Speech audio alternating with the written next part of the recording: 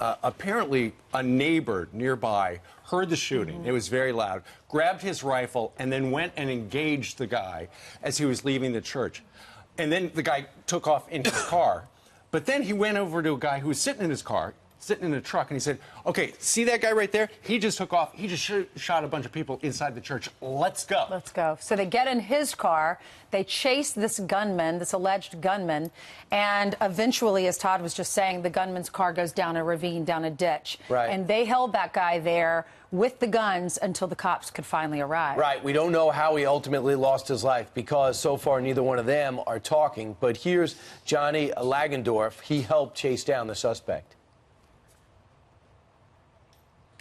I pulled up on the intersection and I saw the shooter coming from the cars actually right outside the church that were parked. His vehicle was parked, door open, engine running, and him and the neighbor across the street were both coming out about the same time, exchanging fire.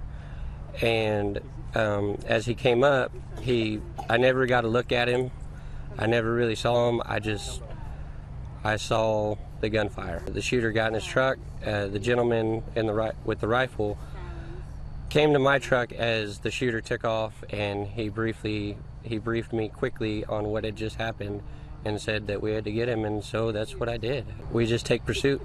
We speed over 87 through traffic, and like I said, we hit about 95 going down 539 trying to catch this guy until he eventually lost control on his own and went off in the ditch. He just hurt so many people, and he just affected so many people's lives.